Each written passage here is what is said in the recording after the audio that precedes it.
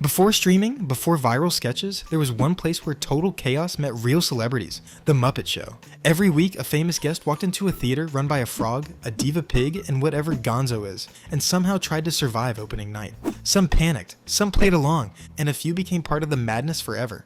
Today, we're counting down 10 Muppet Show stars still alive in 2026, ranked by aura, chemistry, and that unforgettable magic spark. Alright, let's get into the video. 10. Debbie Harry. Some guests try to outshine the Muppets. Debbie Harry, she didn't even try. She matched their weirdness. From the second she stepped on stage, it felt like the Muppets weren't puppets anymore. They were her band.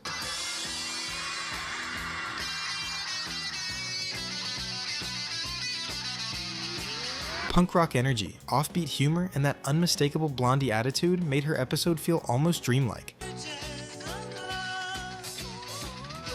Instead of toning herself down for TV, she made the Muppets cooler. She didn't act like a guest star. She acted like she belonged there, singing hits like One Way or Another, performing with chaos and charm, and even duetting with Kermit on Rainbow Connection. She fully committed. Every moment felt natural, effortless, and hilarious. By the end, you don't see a celebrity trying to fit in. You see a bizarre late-night concert from another dimension. Punk, playful, and unforgettable. Debbie Harry's aura, pure effortless cool. 9. Alice Cooper. This episode honestly feels impossible. A full theatrical shock rock legend, hosting a wholesome puppet variety show. On paper, that sounds like a nightmare. On screen, it somehow becomes magic. These monsters aren't ours. I know. They're mine.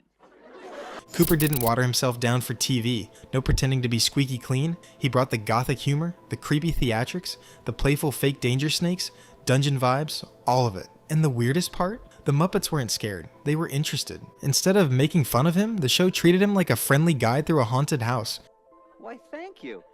He wasn't the villain. He was the host of the spooky adventure. Kids watching weren't terrified. They were fascinated, curious about the darkness, not afraid of it. That's what made the episode special. His aura wasn't warm and cuddly, it was welcoming darkness, and in doing that, he proved something huge. The Muppets could survive any genre, even horror. 8. Bernadette Peters. Bernadette Peters brought Broadway magic into a theater that barely holds itself together. Everything about her episode feels softer, warmer, almost storybook-like. The Muppets become gentle around her. Instead of exploding, they react. Instead of yelling, they harmonize. She treats every character with kindness, like they're real co-actors, not punchlines. That sincerity changes the tone of the whole show. Her aura is comforting. Watching her episode feels like bedtime television for adults who forgot how comforting weirdness can be. She didn't play along with the Muppets, she believed in them. 7. Elton John. There are normal musical numbers on the Muppet Show, and then there's Elton John singing Crocodile Rock while surrounded by screaming monsters. Honestly, that one performance explains the entire show better than any behind-the-scenes documentary ever could. The moment the song starts, the energy just keeps climbing. More noise, more chaos, more Muppets piling in, and instead of stepping back, Elton leans forward and feeds it. He's laughing, jumping on the piano, completely in the madness, but somehow the music never falls apart. The vocals stay perfect, the rhythm stays tight, total control inside total nonsense. His aura was celebration, not a cameo, a party the Muppets were lucky to attend. 6. Julie Andrews. Some episodes feel like comedy sketches. Julie Andrews' episode feels like an actual musical. Her presence raises the stakes, the songs feel bigger, the sets feel grander, even the jokes feel sweeter instead of louder. And the reason is simple. She performs with complete sincerity. No irony, no winking at the camera. She sings to the Muppets, not around them. Kermit becomes a leading man. Piggy becomes a diva. The whole cast suddenly plays like trained stage actors. For one night, the Muppet Theatre stops being a variety show and becomes a real Broadway stage. That's her magic.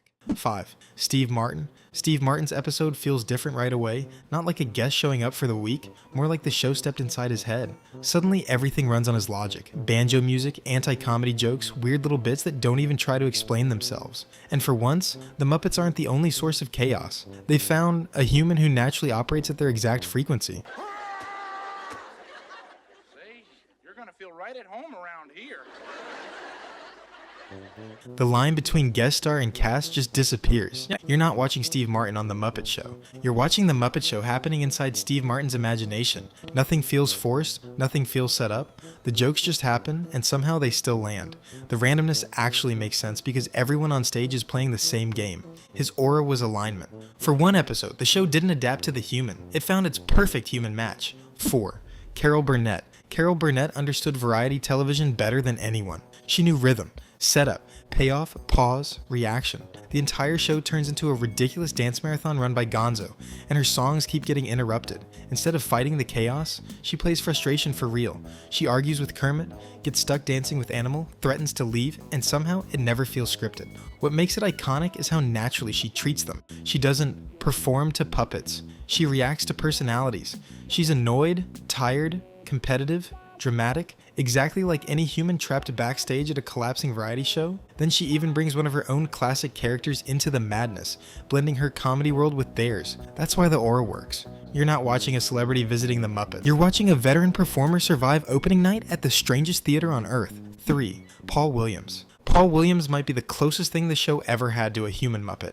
By the time he appeared, he'd already written music for the Muppets, so when he walked on stage, he wasn't meeting characters, he was meeting friends. The energy is soft, warm, almost comforting. While chaos explodes around him, he stays gentle and sincere, and that sincerity grounds the entire episode. He sings with them, not at them. He listens when they talk. He reacts like their problems matter. That's rare on the show. Most guests survive the madness. Paul Williams belongs in it. His aura is heart. He makes the Muppet Theatre feel like a real place where music actually fixes things. 2. John Cleese. John Cleese didn't show up to blend into the madness, he showed up to deal with it. From the start, he plays it like he's the only sane man stuck in the world's most unprofessional theater production.